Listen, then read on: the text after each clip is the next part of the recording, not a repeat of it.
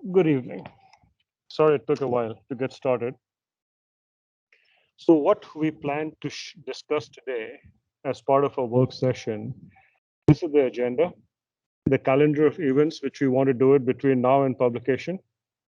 What are the risks and the unknowns at this point in time? What the general fund assumptions are, how the assumptions are impacting the property taxes, and then SMART goals, ESSER 3, which is the only ESSER fund which is left since we have spent first and second, and then basically a snapshot of where we are. So these are the key calendar dates, and February 15th is when we are having the first work session. The hope is, as part of this discussion, if there are some questions which the board has, if they can send it to us by February 22nd, we'll be working on that between Feb 22nd and March 1st, and we'll have another board work session on March 1st. I would be traveling to India, so I will not be here, but Kevin, if you can raise your hand, Kevin will be here. He is my financial planning and analysis director, and he'll be able to share along with Tom any questions which need to be answered during the March 1st board work session. And then we have another window in case there are some questions which are unanswered on March 8th. If everything goes fine, we'll publish it on March 14th. On the register on basically Des Moines register on March 21st, we'll have a virtual community forum on 26th, public hearing and adoption by the board on April 5th, and then we leave that window from 6 to 15 for either the board or the community or anyone to come back. And then finally, April 15th is a drop dead date by which we have to certify the budget. So what are the large risks and unknowns? I think the biggest risk is enrollment. We have seen continued decline in enrollment in our district. We lost 1,000 students last year, and we have lost 600 students this year. And we are not too certain what trend it's going to take. So for the sake of budget, we have assumed a reduction of 500 for the following year, 2023 year. The voluntary diversity plan has been impacting the enrollment, and so has the vouchers. As some of you have followed what is going on the Hill, the Iowa Revenue Estimating Conference, all estimates are better than optimistic. We are flushed with funds, and I think we're going to have another one in the month of March, but not much should change between now and then. At the time that we were doing this budget, we were assuming 2% as the SSA from the state, even though the governor had proposed 2.5, but last night 2.5% was approved. So there's definitely that 0.5% upside. And just as an FYI, for the benefit of the board, 1% of SSA equates to only 0.5% of salary increase. So even if you get 2.5% of SSA, that comes to only 1.25% of salary increase. There are some other items also under discussion. One of them is either a $5 or a $10 per student for equity purposes. And then there is a $39 per student which could be given. And that is going to be part of the miscellaneous income. And between the two of them, it translates anything between $1.2 to $1.5 million. Both those items, to the best of my information, are still under discussion and has not been approved. The $39 per student, the purpose for that is more for paraeducators, subs, bus drivers, admins, support staff, and things like that. There are quite a few legislative actions under discussions. We'll have more visibility by the time the budget is finally approved. Another risk or unknown at this point in time is, as all of you are aware, that we are having active discussions both with the DMTRS advisory as well as with TCG, trying to come up with some kind of a package for the benefit of DMTRS covered staff. We know the single largest cost to the district is staff compensation, 83%. And with the inflation and everything going on, probably the increase this year would be 3% or a tad bit higher than that. We are in negotiations with both DMEA and AFSCME, and at this point in time, it's difficult to say where we will land. And Tom, please jump in if you want to add on any slide. So I just mentioned about the enrollment, 600 students down. It'll impact, and as we know, that enrollment is one of the biggest drivers for getting our revenue. And this becomes a new base unless we start getting students back. The other thing is the Afghan refugees. At this point in time, most of them have settled in the suburbs. We hope that they would come back, or they would come to the Des Moines area, and that could potentially be an increase. This is where we would get spending authority and not cash, which is the on-time spending. And I have a separate slide on that, and we can discuss more about it over there. Voluntary diversity plan, as we know, that went away. Last year, we lost 256 students. This is much higher than what we have lost in the past. Historically, they have fluctuated between 50 to 100. So it's a significant drop because of this. And then we have the Students First Scholarship Program. This is just to highlight based on the number of students that we have lost in the last few years and what it translates to. 2,000 students in the last 4 years, which is equivalent to one of our high schools, 3 middle schools, or 6 elementary schools. This slide is important as we get into some of the longer term discussions for the benefit of the district.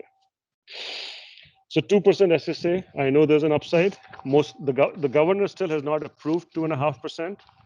It's on her desk, but hopefully that should happen. The enrollment we have discussed, like I had mentioned, for 22-23, we have got 500 fewer enrollment. It's anybody's guess where it is. Budget guarantee, I'll discuss it again in another slide in the future, but at this point in time, based on the assumptions that we have taken, we would get $2.1 million in budget guarantee. Salary increase is 3%, but with benefits and everything, it may be higher than 3%. Other expenditures, we typically dial an increase of 1%, and the reductions that we have dialed for FY23 is $9.4 million and $14 million in FY24 and beyond. So this is a snapshot of where exactly we are with the 2% SSA and the 500 student reduction. So as you would see, in FY23, we get $2.1 million in budget guarantee, but that is $1.6 million, $1.7 million lower than what we had received last year. And if we were to go with the 500 student reduction in FY24, we would again be getting a budget guarantee, which is around $3.7 million. But that would at least keep us almost flat with what we would get in FY23. This is a slide which I wanted to highlight as to what are the different areas for which we go to SBRC. And as you would see for the last 3 years, we have historically gone for a number of items, whether it is the dropout prevention, which is based more on the formula, or it is SPED or ELL, different items, the cash reserve levy, which is on top. And one of the questions which has been asked is, why is our solvency ratio going so much high? The cash reserve levy, as you would see, because our solvency ratio is over 20%, we cannot levy, nor are we levying anything for that FY22 and beyond till it comes down below 20%, which means that our solvency ratio would continue to decline. The two different factors which drive solvency ratio, one is the cash reserve levy, and the other is the unspent spending authority. Both of them play a role, but this is one of the big drivers. So suddenly, as you see, $20+ million are no longer going to be there. And as we look into future slides, you will see how it's impacting the solvency ratio. The asbestos remediation is something which the district had not done it in the past. As we found out that here is an opportunity that we can go to SBRC for. We did go. So we get the spending authority, and because we have the cash, it is not a big challenge. This relieves the PEPL funds where we were charging the asbestos remediation by around $191,000.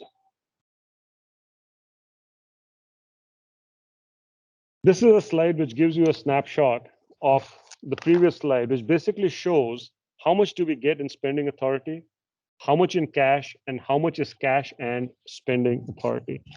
So as you would see, we do not get cash for all the different things that we go to SBRC for. And having cash on our books is definitely very helpful. So anything between 11 to $13 million is where we get only spending authority. This is where I alluded to earlier, which is the budget guarantee and on-time funding. So budget guarantee is basically the district getting 1% over the prior year regular program cost. This does not include any weightings. And that is how we were getting that $2.1 million in 23, and I think it was 3.7 in 24.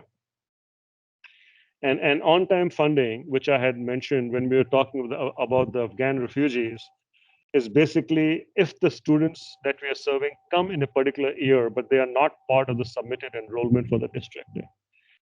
For this, we get spending authority, but not cash. So what are the different things that we are doing this year to reduce our expenses? The grand building that was sold, $2.5 million. Fortunately, there was a change in law. Otherwise, this money would have gone to PEPL or SAVE, depending on where the expenditure had come from. So we took advantage of that. There's a new program called Break Fix program. And this is a program where we can leverage management fund instead of general fund to repair and maintain any electrical and electronic items for the district as a whole. This is a new program which we are launching again in the district. So the exciting thing for our operations team is because of the lack of resources, we have not been able to provide as much maintenance as we historically would have preferred for our electrical and electronic items. But with this, that should not be a limiting factor. This should go live hopefully in the fourth quarter of this fiscal year. So it'll give us an idea as to what exactly the numbers could be going forward. Then moving some costs from general fund to SAVE and PEPL, another $900,000. As our student enrollment has reduced, the organic reduction in staff is going to contribute around $1 million. And I've got more details on that in the next slide. Moving some costs from general fund to other funds is another $600,000. And hopefully the 2% SSA, which we have budgeted, and 2.5%, if the governor does approve it, which I would hope she would, because the original proposal from her was 2.5%, would give us another $0.5 million. And Culture and Climate Summit is something which the district has historically done in the past, but for the last few years, we've not done because of the pandemic.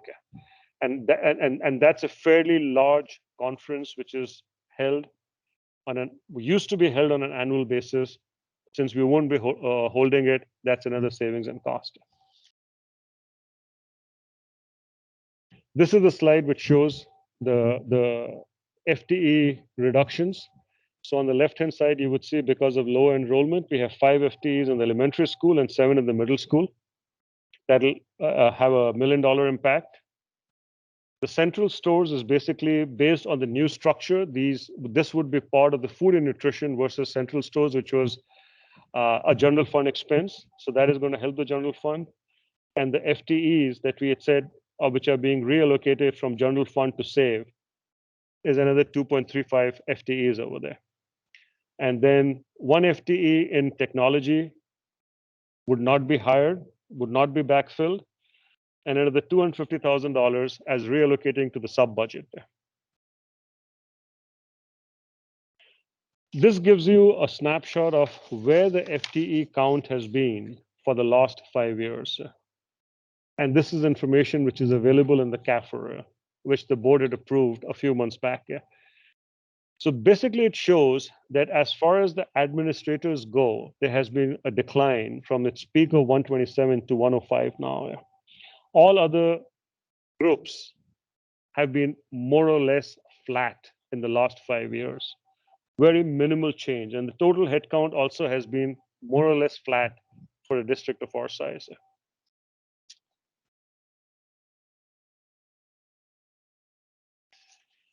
So we have been having or have been taking initiatives historically to reduce our fixed costs. And that has worked well in the past. But as I have mentioned in the last year's budget presentation, also that the low hanging fruits are no longer available to the district. And we have to make some bold and hard decisions if we want to continue with the trend to achieve our goal of 15% of unspent spending authority and to ensure that the district is viable financially in the long term. So the items that I wanted to bring to the table was evaluation and implementation of recommendations for us to do a new demographic study to see how the schools are being utilized. And this is what I had alluded to in a few slides back, where I said that with the reduced enrollment of almost 2,000 students, how does it impact either closure of a middle school or a high school, 3 middle school or 6 elementary schools? So I think the time has come that we need to evaluate this decision. We've received an athletics committee proposal. We have worked on an RPS. We have got that implemented. We have to see how is it that we now take those recommendations to fruition. Personally, I've been a strong advocate of an academic ROI, and basically this is to evaluate which programs are bringing the biggest bang for the buck to the district. We have hundreds, if not thousands, of programs. Do we really need all of those different programs, or there are some programs which are not giving the biggest bang for the buck? When we are in a fixed cost cutting discussion, we need to probably evaluate all options on the table and then decide what are the things that we really want to address going forward. We have contacted a company, DMG. That's not the only company, but Tom and myself had some discussion a few weeks back. We asked them to send us recommendation of a district which has implemented this thing. We spoke to the ex-superintendent of Austin Community School District, which is almost 2.5 times the size of Des Moines District. Fortunately, Tom happened to know him through Council of Great City Schools relationship. We had a very good discussion with Paul, and they have implemented it, and they've been extremely pleased with those recommendations. And if we have the appetite to move forward, I think that is another thing which should be on the table. And then the transportation, we basically need to evaluate. It's difficult for me to say that this is going to drive any costs out till we do the full evaluation, but we need to evaluate and see what model do we want to do. Do we want to keep it in-house, or do we want to outsource it?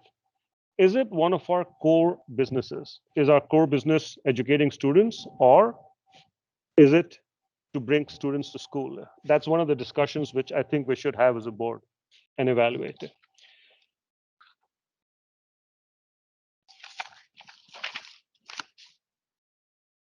And I fully understand these are some of the hard discussions to be had, but just wanted to share that with the board.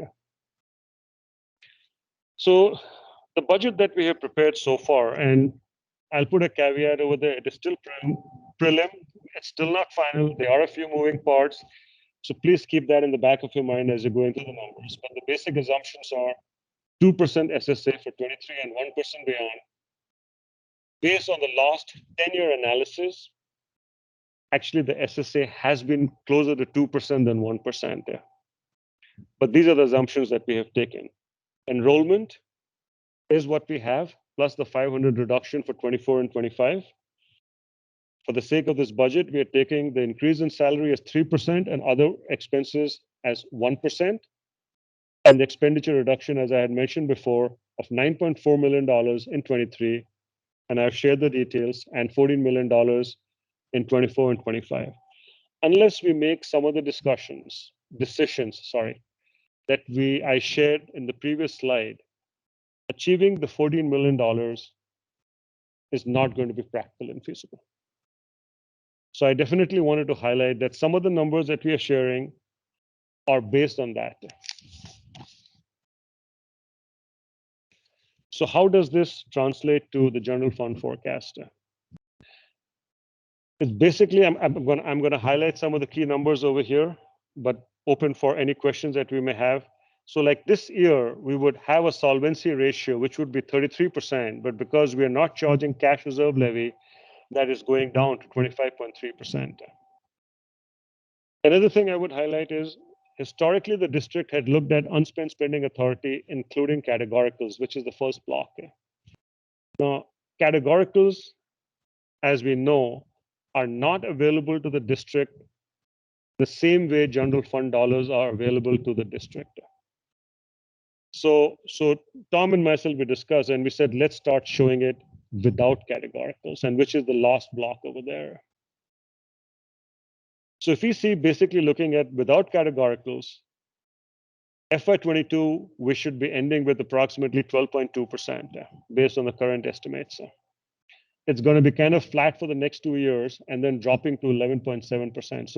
So based on these assumptions that we have made, we would still be struggling to hit the 15% unspent spending authority ratio.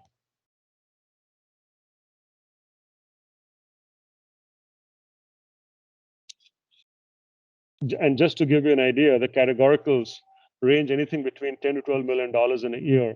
And we've been taking some direct action how we can transfer some money from general fund to categoricals. And in FY21, we were successful in reducing at least $1.2 to $1.5 million. So the district has been taking various initiatives to do that.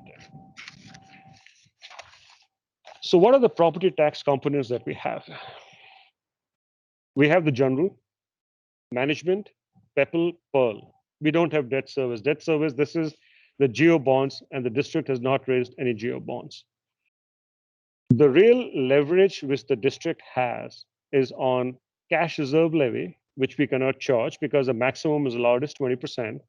So you would see in FY22 and FY23, it's nil. And the management, which we are keeping it flat at 2.36.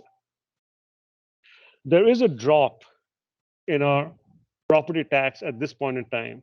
And I would say that this is not final, because if some of you have been tracking, there has been a change in state aid from 87.5% to 88.4%. And that increase in state aid, my feeling at this point in time, based on what I have, the analysis that we and my team has done and what I have seen discussed with others, is driving the reduction of this property tax. But this is a moving part, and I can't say that with 100% certainty. Okay, perfect.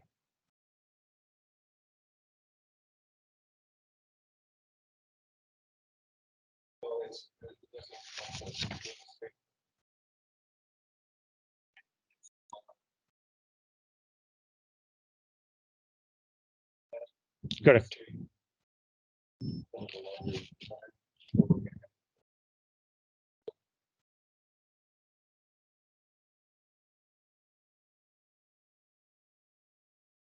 Perfect.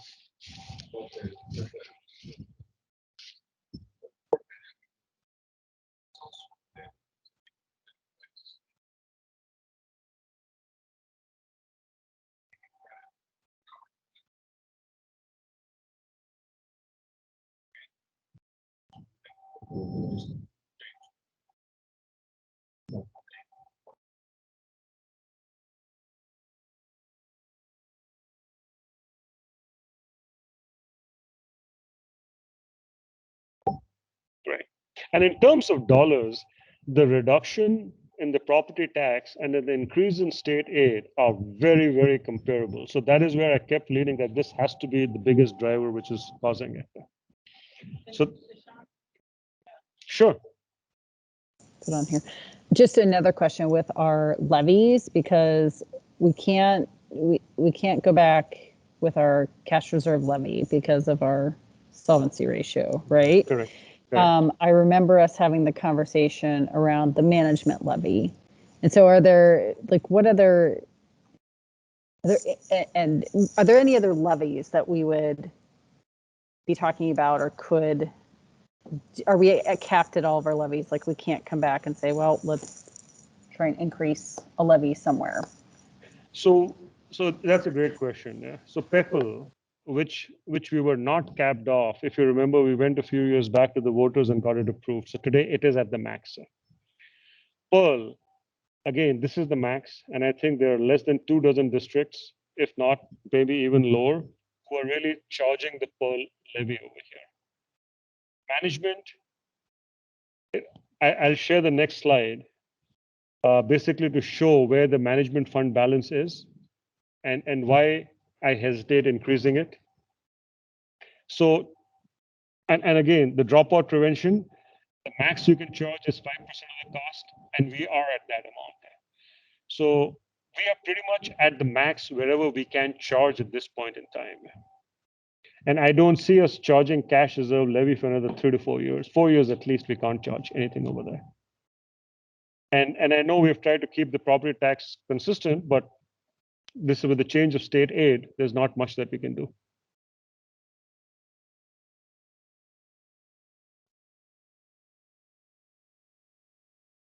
So this is the management fund that that you just alluded to. So so I don't have full details, but what I've tried to provide over here is what is the rate that is part of the property taxes, what revenue does it bring in, what are the expenses, and what is the fund balance. So we're trying to maintain a fund balance.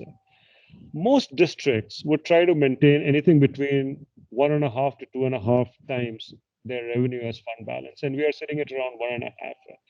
Can we increase it a little bit further? Yes, we can, but not too much. The second thing is, if you see in the expenses from FY22 to FY23, which there's been an increase of almost from $16.7 million to $20.5 million. Besides the increase in our property and casualty insurance, the biggest driver which is causing the increase is the break fix program that I mentioned to you. If we had not implemented that, there would have been a steady increase in the fund balance. And the other thing I would highlight is, since this is a new program, hopefully when we're having the same discussion next year, we'll have a better understanding. There is a potential upside that the amount that could get transferred from general fund to management fund and will help relieve the general fund further of the $3 million that I've shared. It could be another $1 million to $2 million. Difficult for me to say at this point in time because we haven't implemented it. But I would say somewhere in that range.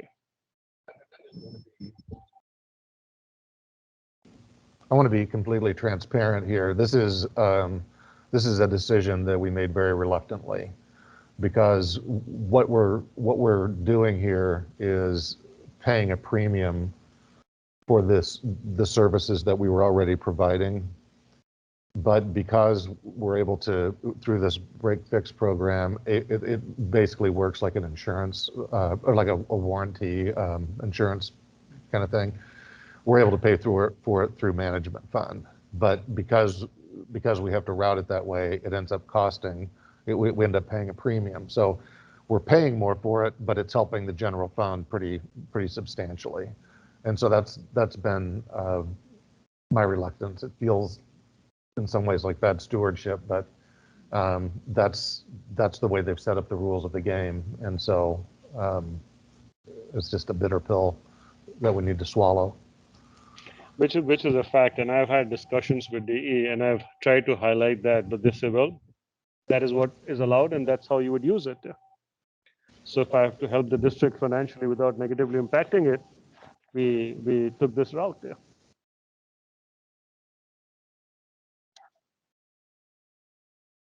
Just a quick, frame of reference question on that. So on the break and fix program, it says that our annual savings is $3 million. So is that pretty consistent? With We won't really know for Okay, Right, right. right, this is the first year, right. But Correct. based on sort of what you know, yeah. I would say Correct. that that's, we try to be conservative. So it's Mhm. potentially going to be greater. But we didn't want to overshoot. And that's year over year. That is correct. Yeah. So it's not a one-time, it's an It's not. annualized savings that we can accrue over time. Absolutely, Thank you. absolutely. So just to give you an idea, Terry, it includes items like our HVAC, our coolers, our water fountains, our computers, our servers, our projectors, anything.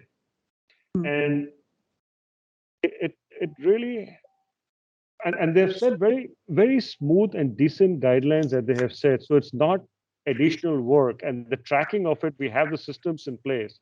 So hopefully it should not be a lot of effort. It will be some effort, but it won't be a lot of effort for us to really track it. Gotcha. Thank you.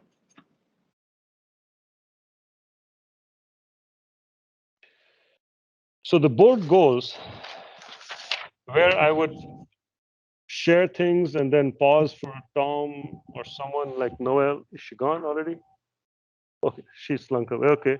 Or basically Tom, Matt to jump in is from a financial standpoint, we are trying to keep the expenses neutral from general fund. So it's basically been reallocating the dollars from another source to provide the funding for our SMART goals. So that's a nutshell, whether it's literacy, maths, or SEL. But I'm going to turn the slide to Tom and Matt if they have anything to add over there. The first thing I want to say is this is a very conservative way of looking. If you want to go back a slide for a sec, what you'll see here is under literacy, for instance, which is our our two biggest goals: curricular materials, PD, and student feedback. The big missing number there is staff, right? So we don't really have a good way, and we've shared it this way before with the board, and we'll share it this way again when we're closer to having the total staffing plan completed, building by building. But it's difficult to put into real numbers what investment are we making toward third grade literacy by keeping class sizes at about 23 per classroom rather than allowing them to get above 25, for instance. How do you calculate how much of that is an investment toward early literacy? It's a very important investment, but it's really hard to break down in terms of a real number that's specific to that target. And so that's why these numbers look so low, but we did think it was important to pull out things that were very specific to the goal. We'll share other numbers that are more inclusive, but not as clean as these when we meet next time. Matt, do you have anything that you want to add to that? Okay. Yeah. And the other thing that this doesn't include, because it's not all specific to early reading, is some new after-school programs that we're starting to provide because they will support literacy, but they're not literacy specific. They're gauged at increasing the stickiness of the school with the students and engagement and making that school community feel like the real home for those students. So it's not specific to literacy. We definitely think it's going to accelerate performance for those students in literacy, but it's hard to justify saying that that's a unique investment toward that goal. Summer programming is another one that will be really important for us, but that's an ESSER, primarily an ESSER investment. And so when we're looking at the general fund budget, it doesn't give a complete and total picture of how it is that we're trying to make those investments. So I was You wanna trying move to, on the next, oh, sorry. yeah, well, I just have a question. So I want to make sure I'm reading this right. So the delta in professional development in 1 year, you're recommending a $420,000 cut in professional development? Am I reading that correctly? Yeah, yeah, that's due mainly because of professional development tied to implementation of the EL curriculum. Okay. And so we don't expect it to be, to need as much of a push on that once we've Got gotten our feet solidly on the ground. So the other thing I would highlight over here is this does not include Could I- FTE cost over here. The Sorry, what? could I, FTE cost. Right, It does not include FTE cost because it's the same FTE which you're teaching and doing other things. So this is not related to FTE at all.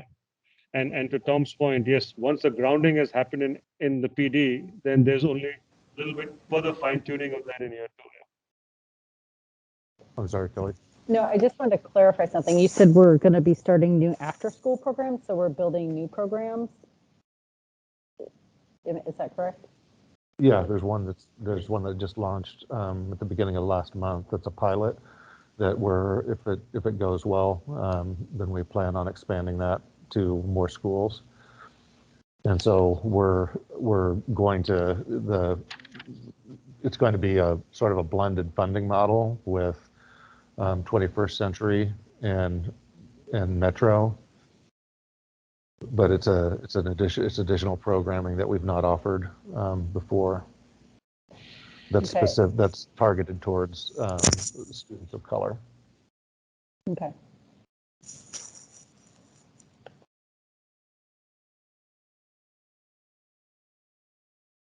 The other math goal is the other smart goal is on math, and the reason why you see for FY22 TBD is because at this point in time the academics team is trying to work with DE to see what is it that could be funded out of ESSER.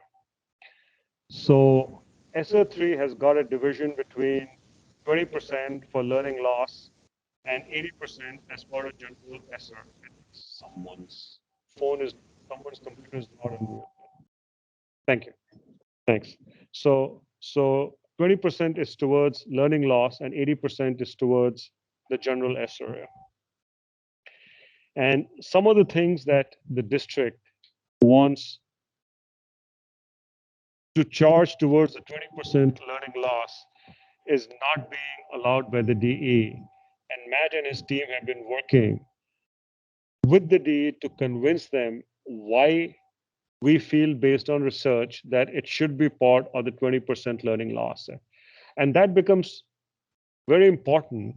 And the reason why I say that is, even I had shared that even in the SEAC presentation, that as far as SO3 goes, based on the current plan, if we were to go ahead on the same trend, we are overcommitted, which obviously we cannot afford when we're in the budget reduction mode. So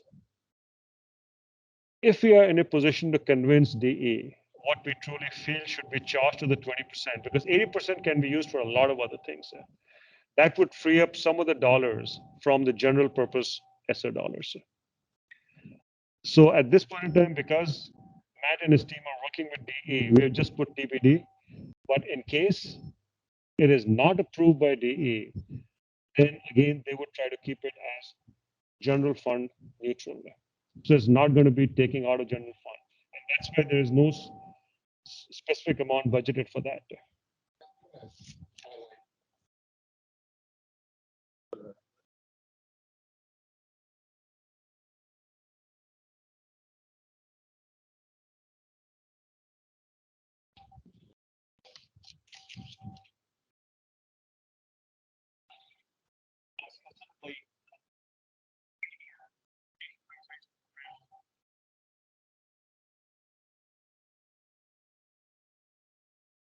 Math structure. And so there are some currently differences of opinion of what is research-based and what qualifies as a tiered intervention to support students specifically in K-12 literacy. And in this case, for the math portion of it, for math instruction. So we have a lot of research and networks around the country that would support our definition of ESA tiered intervention that includes Wallace Network and the Council of Residency Schools.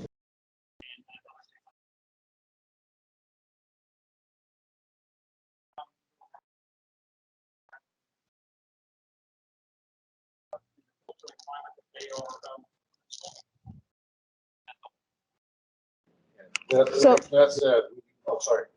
No, I was just going to say, so specifically, help me understand exactly what their issue is, or do we know? We're still trying to understand.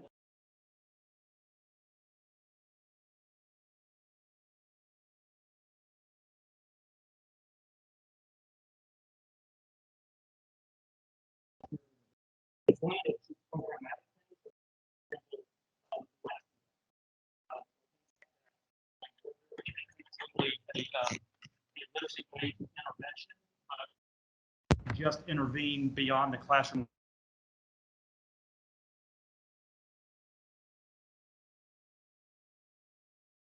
Not only do it with the teacher, but also for the school administrators and instructional coaches.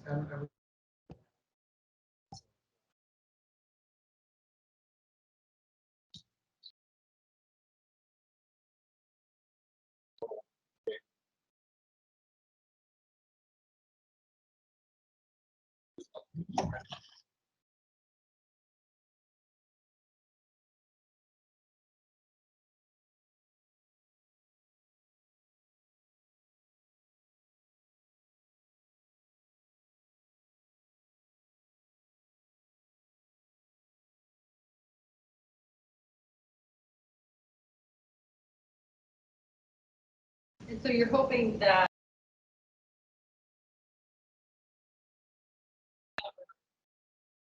Absolutely. Another example of that is when expenditure would be type in development. If we train traditional methodologies around just administrative supervision and not train them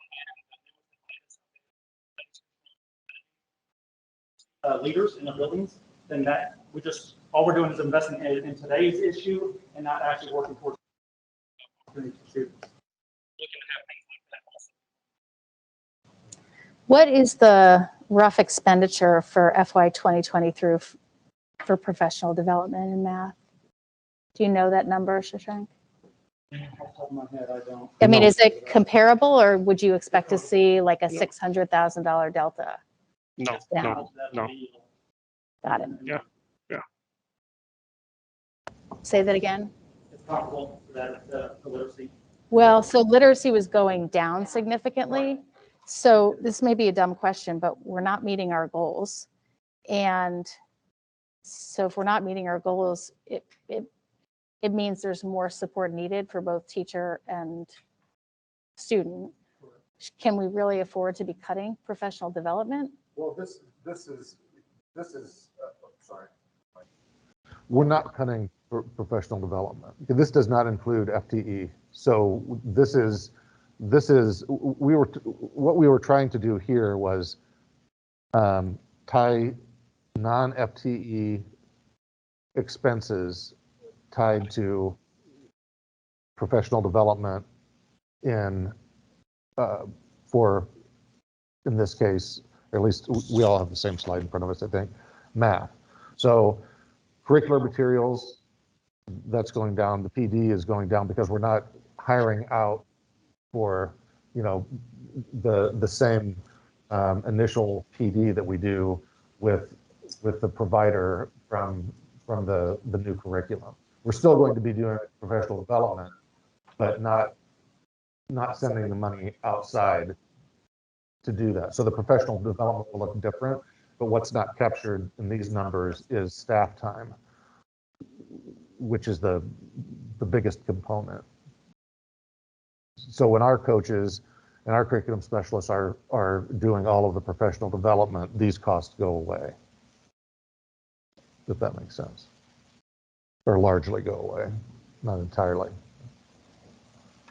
So we were applying professional development as opposed to implementing our own. Is that what you're saying? In Yeah, is in the because larger number? Yeah, When we did the acquisition. we build up the capacity, especially of our leaders, to be able to go deeper and maintain it moving forward.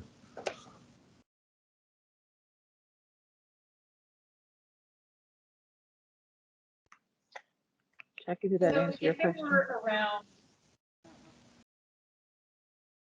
We'll bring a different look at it. So this makes more sense when we come back.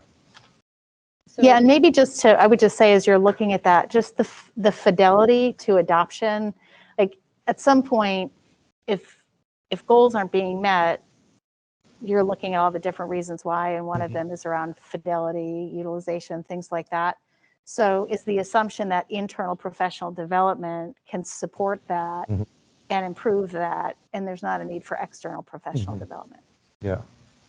so Matt, if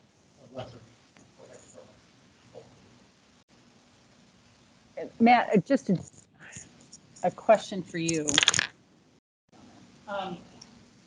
So with regard to, whatever costs you're trying to talk with the DE about covering under ESSER, I mean, the FTEs, are those things that could be covered? I mean, we don't know what our staffing patterns are yet, but are those costs that could be submitted and covered?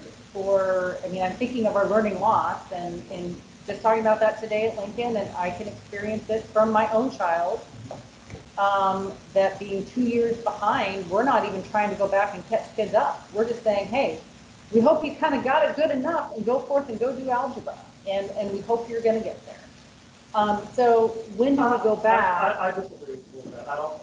We're not, that's not what we're saying. We're actually working in scaffolding into the current tier 1 instructional support for students and providing tier 2, tier 3 support for students outside the classroom. And so my contention would be that that's actually the model, is to actually provide tier 1 intervention within the lesson so that we know where students are before they walk out of our classroom, as opposed to actually having that intervention take place a day later, 24 hours later, after the content has already been passed through. And so that's the actual model of highly effective instruction, is that intervention happens within the class period, and we give them more beyond the tier 1 intervention. So I wanted to make sure I made that point. Like that's where we're headed. That's the goal. That's the ideal of creating an effective instruction classroom for students, and actually not allowing students to walk out of our classroom having missed the learning target. I think I may have interrupted you, so I apologize. No, I want to know that, like, because what I'm thinking and hearing is how are we providing those supports to wrap around kids now so that they aren't behind. I mean, when I'm hearing from somebody that it's like, well, yeah, my kids are coming into my classroom 2 years behind. And so how do we catch them up when we have these units that we have to do? And it doesn't sound like to me that we're doing a lot of catch up. And so, and maybe there is a disconnect. I don't know. I can only talk my experience. Sure. That I want to know that we don't just think that, gosh, we hope kids are going to get it, or maybe there are some few things that we can try and help, but how are we really making a concerted effort to make sure kids have those skills to continue to scaffold, like we talked scaffolding, that we're scaffolding them up to be successful when they hit 9th grade algebra. So what you lifted up as, that's exactly why we changed the curriculum. That's one of the predominant reasons of why we actually went to the EL and IM curriculum. Because of the built-in scaffolding, the built-in in-class peer intervention system that's there that allows the teacher to assess where the student is in the moment based on the learning target and where they're headed that day and that week. And they're able to create and design in-house, in-lesson tiered intervention systems for students. That's actually where we're at. Like, that's the movement that we're after. We're just not there yet. What complicates that is high staff absenteeism, high student absenteeism, low sub-fill rates. Like, those things complicate the consistency and the rhythm of instruction on a daily basis. In addition to all the other things, the unique sort of challenges that students and staff bring to the day, right? Building community, having those opportunities for students to feel welcome and valued and loved and supported. All of those things play a part into this, which is also part of that SEL sort of work, right? That investment in that. I think one of your questions, Kelly, was specifically around, can we basically buy staff. Right, Yes, sir. right. And in many respects, we can. There are some limitations to that Sean can probably speak to, but in many respects, we can. There's a limit to that. The challenge with that is this is we're gonna reach that fiscal cliff here before too long, and then how do we actually support that, and have we actually built the capacity to withstand and carry the work forward? And so that's a huge worry. The more staff that we buy with ESSER dollars, that's the more staff that we're gonna have to contend with based on the budget reality that we're going through. Yeah, that's the other I think complicating piece to that in our current circumstances, just that it's very difficult to find staff writ large. I mean, just in all categories, there aren't a whole lot of available teachers and interventionists and associates and so forth to be had, even if we did have the dollars to hire and maintain their employment. And I know everybody has given those, but I want to be able to make a statement too. On a good day, with the stars aligning, teaching is complex on a good day. Add the implementation of EL and IM in the midst of a pandemic, in the midst of civil unrest, in the midst of students just facing challenges of their own, and staff feeling oftentimes ill-equipped and ill-supported from a variety of different venues. It just makes the day that much more challenging. And so that's the result that we need. I mean, that's the opportunity to stay focused, to stay collaborative. What are we doing? What are we doing differently? How can we support differently?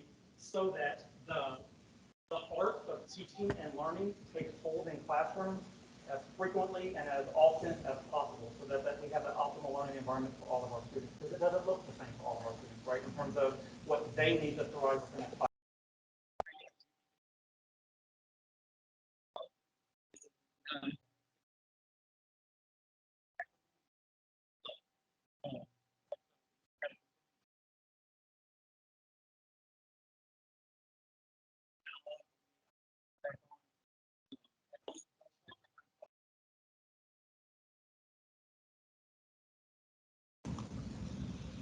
Matt, who at the DE is making the decision whether or not what we're doing is research based enough or an appropriate tiered support system? Is it a panel? Is it completely subjective? Is there a rubric that they're following to say, we honor you the ability to use these funds and go forth? Or Our interactions with Steve.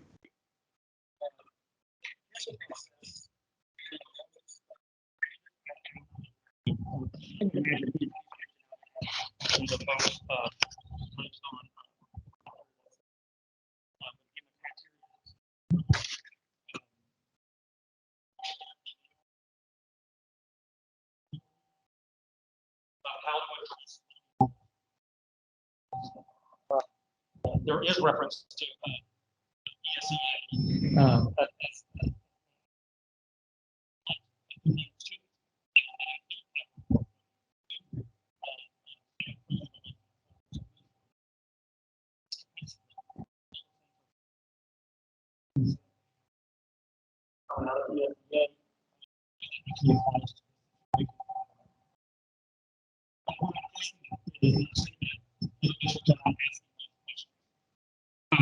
Let me interrupt over here.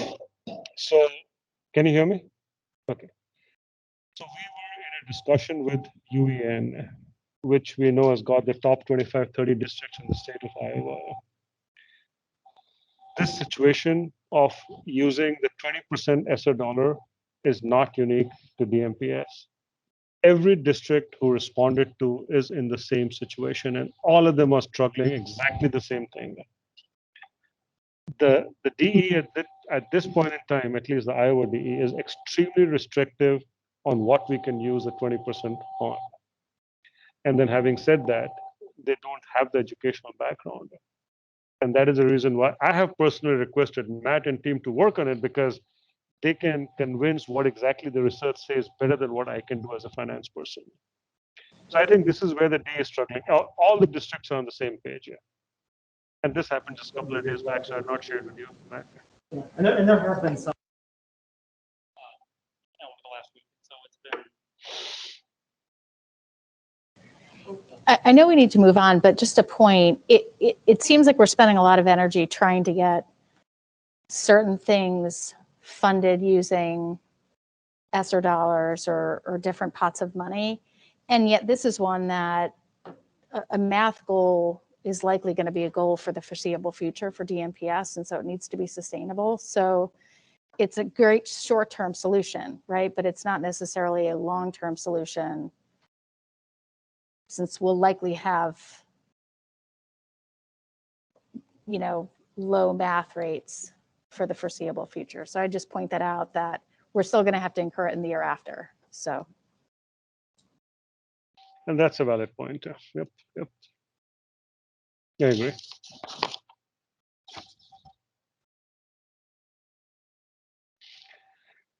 And the last one was on social emotional learning. Yeah.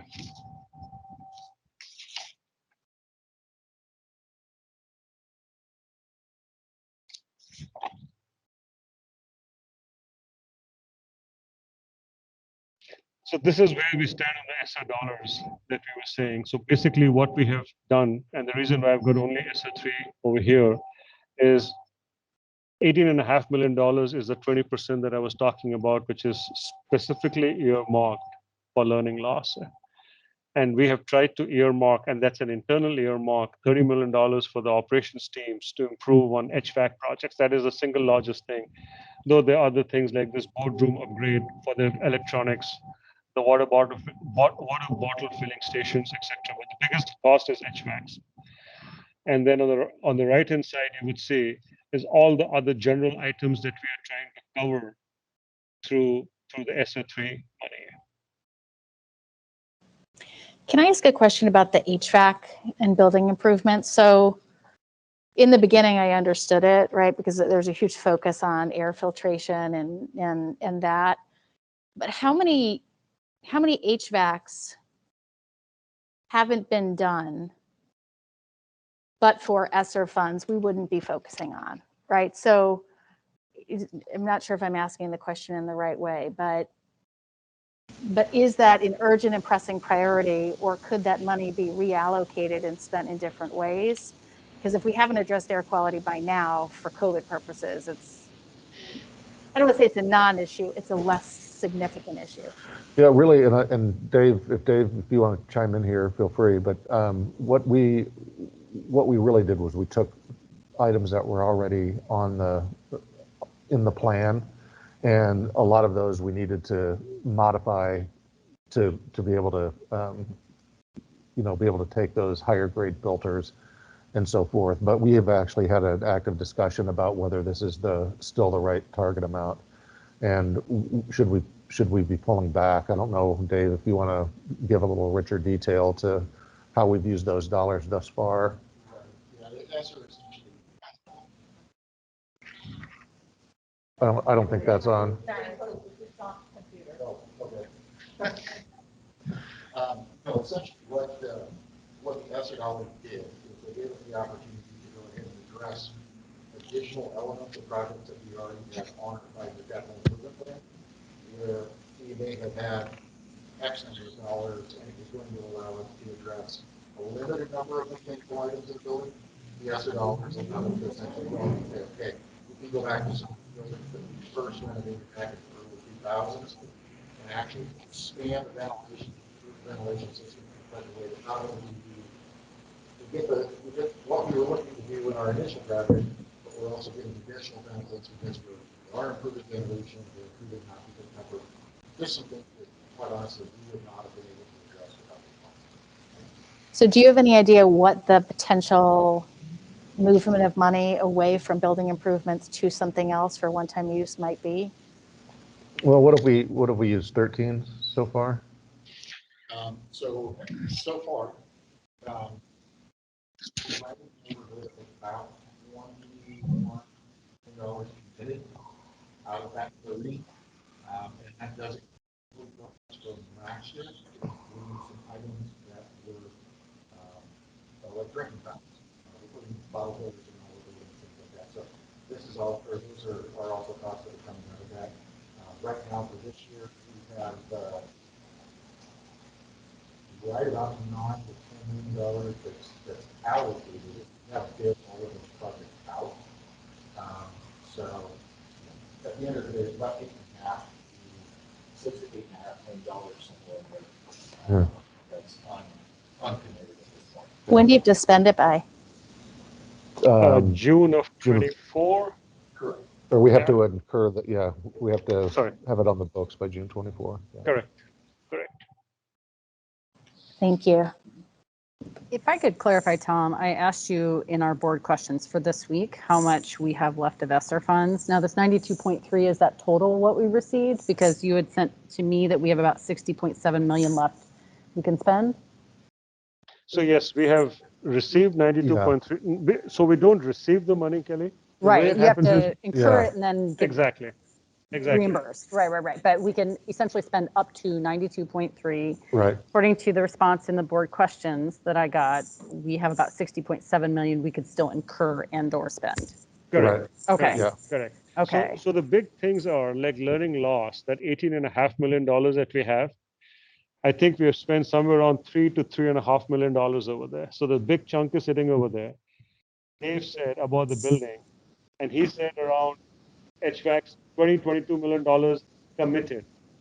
But what I have sent to you is what is spent and not what is committed. Okay. So there's a little bit of a difference between that. And then in the everything else. Correct. Okay. And in the everything else too, you do have student support. So you do have staff in there. And then that still has to be kind of the, again, not wanting, going to Jackie's point, not wanting to spend dollars on hiring staff that we can't maybe be able to sustain in future budgets. But is that staffing costs? So what So, we yeah, have been- some of it is, and some of that frankly is, and Shashank clarify this as needed, but some of that is our ability to create some space in the general fund budget Be able to keep them. by soaking up some allowed expenses with the ESSER funds to better free up general fund. So for instance, nurses, we're not of a mind to be reducing those, but if we're able to charge some of that to ESSER, that, and we know that, you know, but at least for a period of time, we can limit the impact on the general fund. So what we have tried to keep in the back of the mind as we are committing money for ESSER is, as much as possible, not to hire an employee unless there is some other place from where we can spend that money from going forward. Because come FY24, it'll become a bigger discussion as to how do we let the positions go because we don't have that funding available. So some of the positions that we are committing out of ESSER would go to maybe DOP or some of the categorical also once the ESSER funds dry up. Have there been some add in headcount which would have to be paid from general fund? Yes, but we're trying to keep it minimal.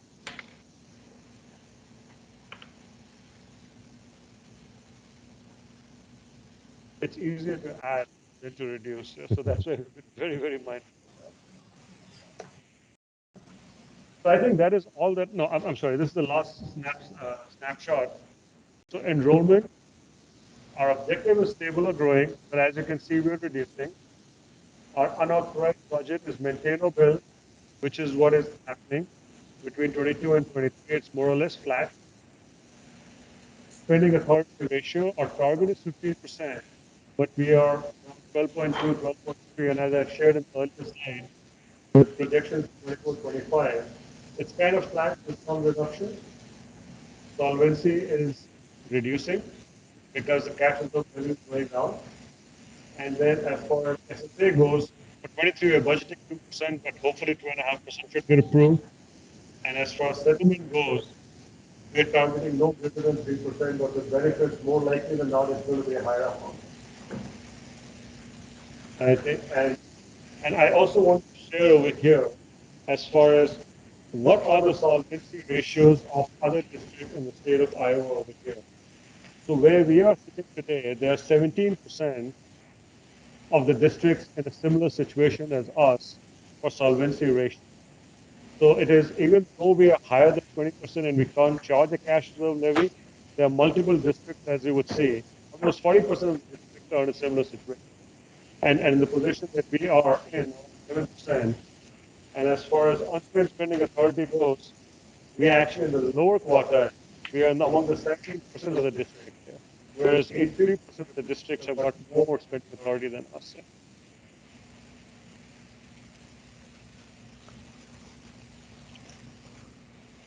That is all that I had. Any other questions? I have a fair amount, but I don't know what process we're following, Terry. Yeah, so let me just maybe take us back to the beginning of the presentation, just so that everybody's clear about sort of what the rest of our process looks like. So I'm going to take us to page 3 of the slides, if you happen to have those in front of you. So tonight was really an opportunity for us to hear from the staff, sort of the big picture overview of the budget. And what we'd like for board members to do, while we will have questions tonight, we want to really spend time over the course of the next few weeks, maybe doing a bit deeper dive. So what we've sort of built into the schedule is an opportunity for the board between now and next week to submit questions to the staff so that they can spend time really digging into those things that we're most interested in beyond what we have an opportunity to cover tonight. And then on the work session on March 1st, we'll begin to cover those questions. And then as time is needed for additional questions, we have yet another work session for that. So we really have the better part of the next few weeks to ensure that before we publish, which is scheduled for the 14th, which is where we actually publish the tax rate, that we have satisfied all of the questions that we have so that there's a level of certainty when we actually publish that the budget and the tax rate is indeed consistent with where we want to be. So a couple of other things I would offer. I was sort of listening to some of the questions that came up tonight, and it feels like questions sort of fall into a few categories, but I'm going to maybe call your attention to a few. So typically HR and staffing is a big one, and I know we had a number of questions about that just this week from some of our building level administrators. So I would definitely call you to pages 13 and 14 that really sort of show the changes in staffing levels across all of our employee groups. But then also, if there are questions that specifically go to the reductions that are being proposed, make sure that you're spending a little bit of time on that. One of the other areas, and I think this is to me personally where I feel like we really need to drill down, is board goals and the focus of the budget on our ability to fund the things what we believe to be important. And again, the board goals and information are on slides 21 through 25, but there are probably any number of additional questions that we have, and maybe we'll get to some of those tonight. One of the big drivers for the budget, of course, is enrollment, and really beginning to understand what enrollment looks like. I'd really like to know more about how the demographic study figures into that, and how we begin to use that information as part of our current and future strategy.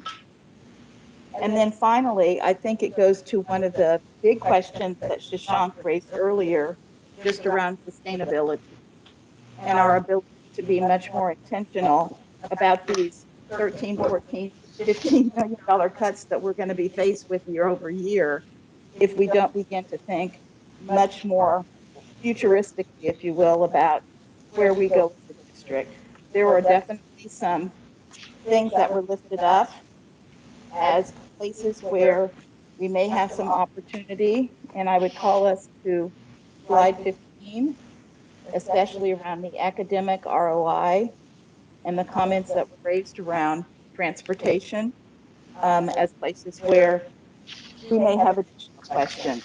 So that was just my attempt to sort of frame where I think we need to be focusing our attention, but certainly not an attempt to limit the questions that I think we're going to have as we move forward.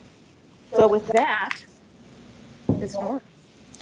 Well, I think the question I'd ask is, I think the one that I asked in the first work session right after being sworn in, which is around sustainability. This is not sustainable. And I guess I feel like I'm both seeing some drastic cuts, but not an overarching vision of where are we going year over year to get to our endpoint. And so if you look at slide 6, I think, or page 6, there was that, very jarring visual, which basically talks about, enrollment decrease connected to building closures. So those decisions aren't made lightly, but when are we going to start making some tough decisions? And as everybody said, it's with the teacher shortage the way it is, you may not be losing teacher bodies. So I think I'm just trying to understand, if we're not having any of those questions or conversations this year, are we starting now for the following fiscal year? Because I'm not seeing anything incredibly long-term and strategic to get us to that 3-year march that lays out how to deal with what we know is declining enrollment. Yeah.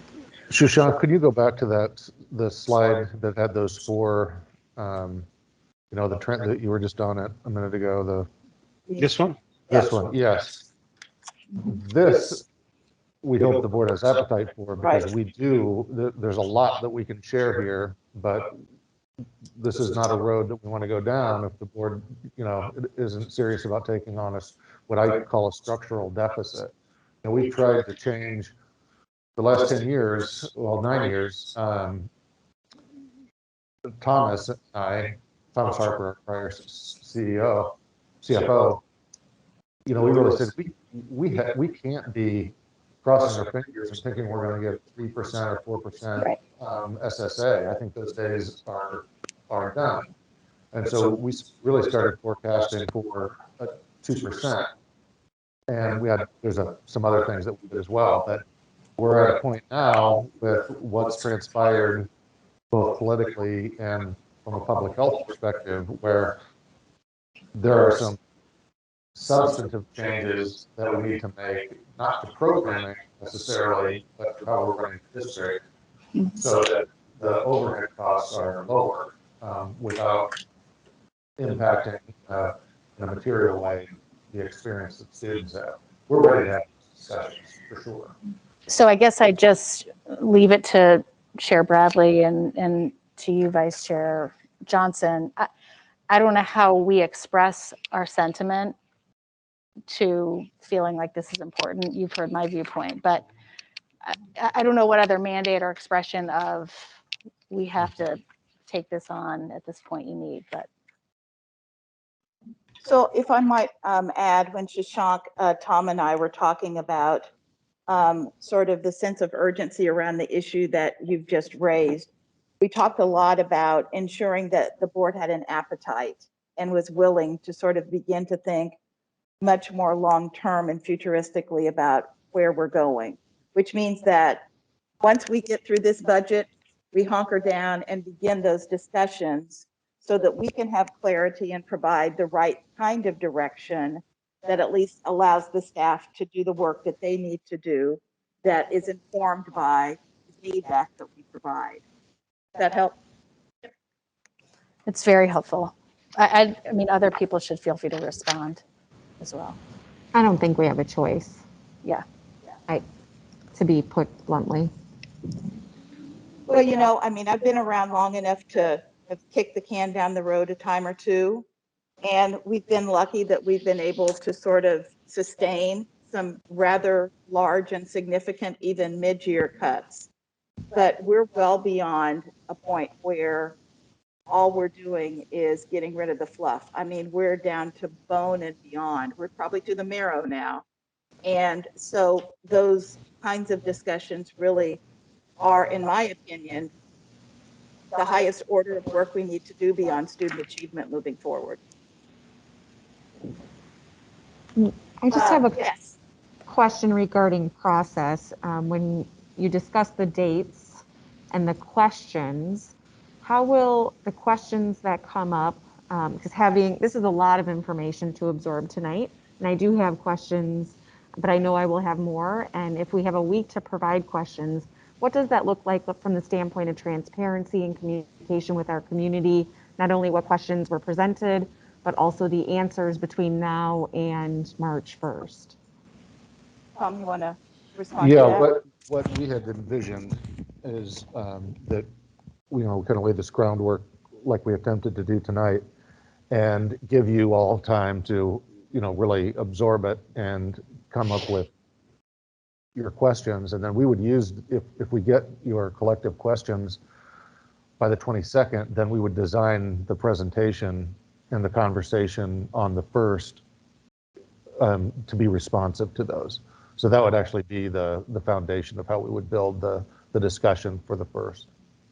Is that accurate to what? Yeah, I think it's certainly conceivable that once we get the questions, we might be able to group them thematically into areas so that we're not just sort of, binging all around, but rather we're focused on, HR, or we're focused on enrollment, or whatever the question may be. Yeah, and I would just offer that I think I think our community would appreciate seeing those posted along with the work session minutes. I know that there aren't minutes to our work sessions, but if we can post that with the agenda item for the work session, I think that would be appreciated. I think that's a great idea, and that also might help inform the virtual community forum that we have later in March.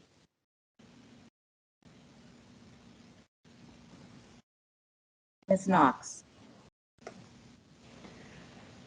So I have a few questions, and I'm happy to also save these for email as well. But I think you did a good job of summarizing where we need to go. I think obviously we, need to start thinking strategically. I think now's the time to figure out. We say we don't know how many kids are coming back. I think that means now's the time to start figuring out, like having those conversations, being very intentional about our recruitment and trying to retain as many students as we can for next year. These are conversations that need to start happening right now. I think I'm interested in the slide for the presentation on the 1st, the slide that breaks out staffing by administration, all the different levels of staffing. What does that equate to in dollar amounts? I'm interested in that. And then also, what does that look like for 2022? Because it goes through, what are the projections for 2022 for the FTE count by employee group? I think that would just be helpful to really understand the investments made in each of the different employee count group. I think I have a number of questions like that. Nothing that necessarily needs to be answered tonight, but I can definitely provide those all in those different ways. Ms. Alonso Diaz.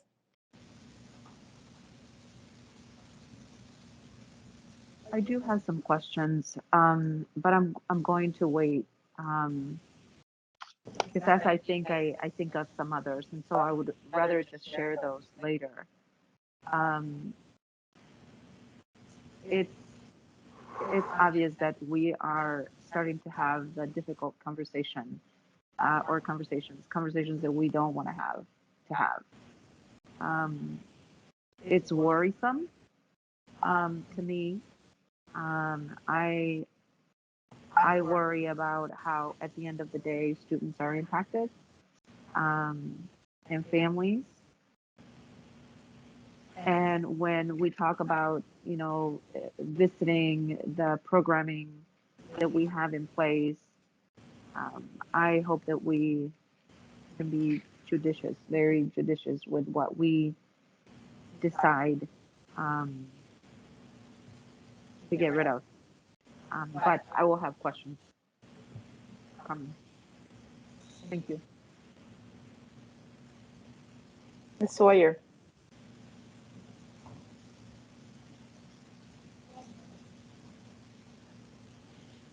Thank you. I'm going to hold my questions for email, and Yeah, I'm with my colleagues that I think there's just a lot to take in and review and make sure that we are diligent with our questions. Thank you, Kim, for lifting up that we should be putting this out for our public to know the questions we're lifting up. So I think if we follow those steps, I'm supportive of that process. Thank you. Ms. Norris?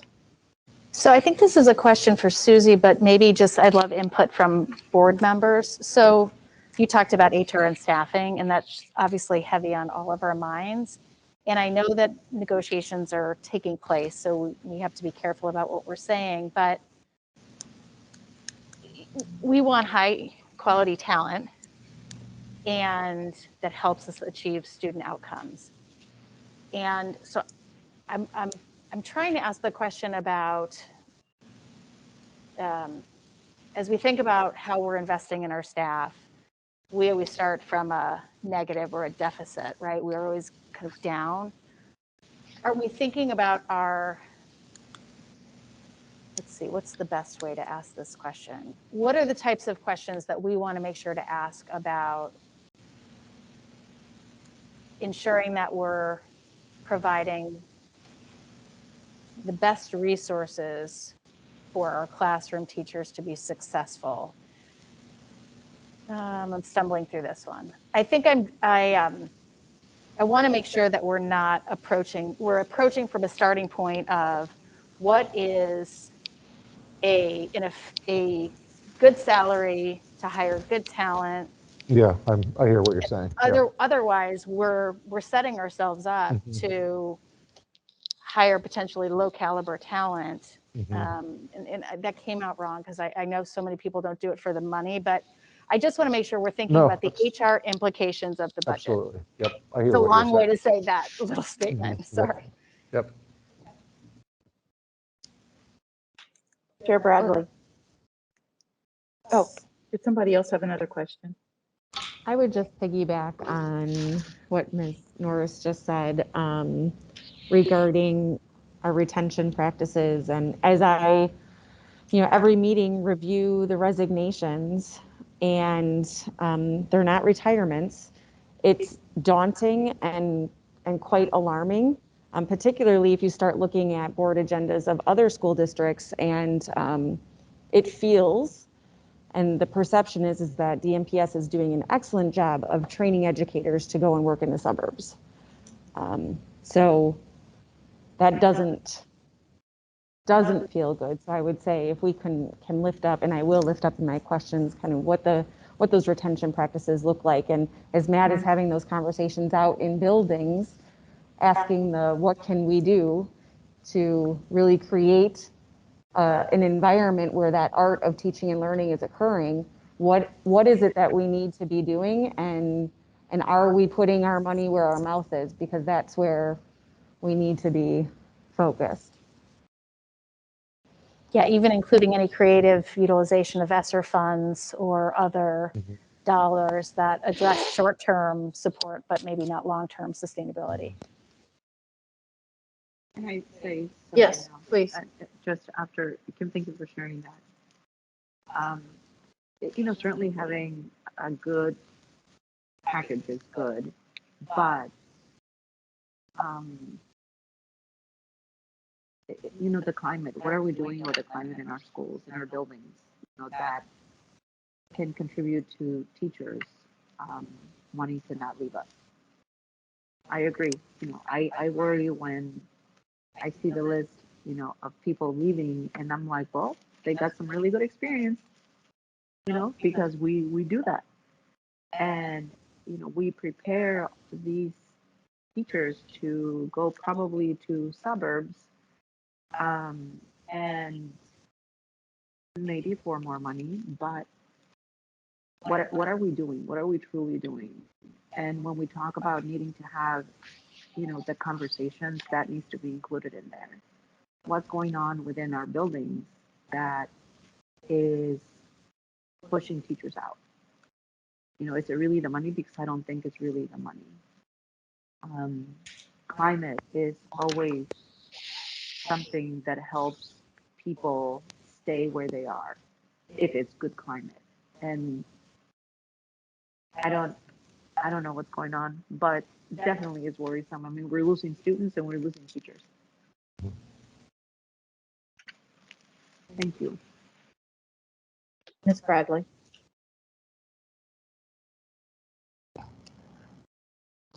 I too will, I have lots of questions, took lots of notes, so I will be, excuse me, submitting my questions. I think the one thing that stands out to me is when Matt came up and spoke about the things that complicate things is, high staff and student absenteeism. I think one of the things that I don't hear a lot about, and maybe if there's, I don't know, ESSER phones or whatever to do something with, but I think it's hard to talk about goals and how we motivate people to stay and how we motivate our students to learn when we have some mental health needs of our staff and our students.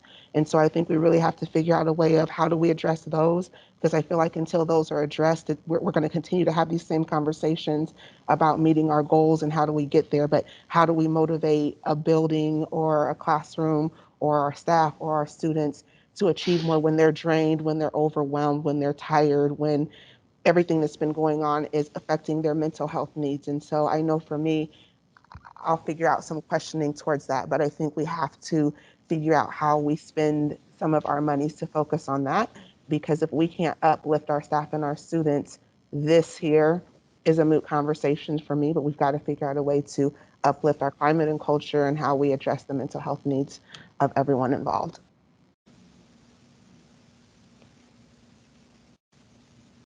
Thank you for that. I don't know that I have anything else just tonight.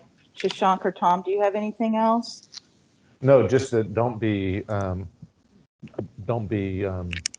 too conservative in your questions, because we will take all the questions together, and as Ms. Caldwell Johnson said, we'll put them into categories. So it's not like we're going to have a thousand Q&As.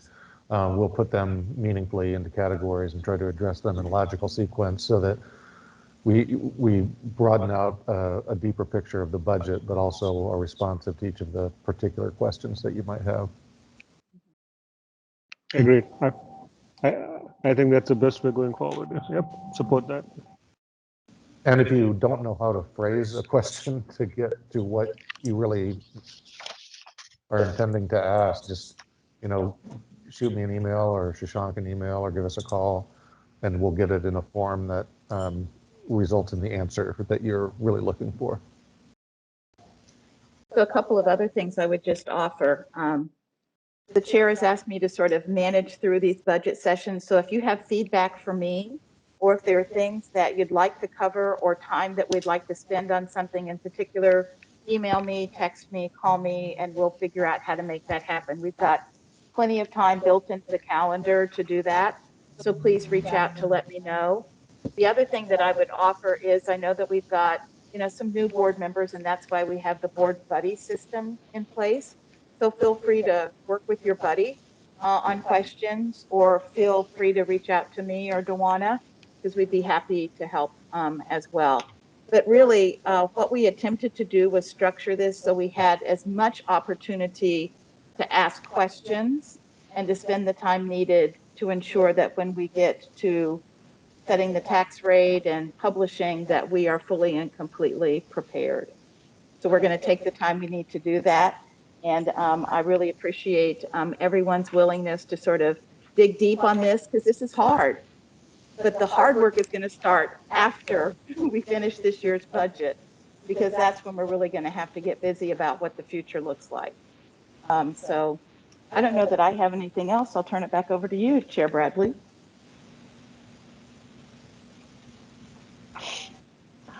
No, I don't have anything else. I just want to thank Terry again for taking this on and facilitating our conversations. One thing I'm learning as I grow and doing these things is delegating is okay. And so this would be a space and a place that I'd want you to be leading those conversations and facilitating them for us. So with that, I thank you all for your time this evening, and our work session is adjourned.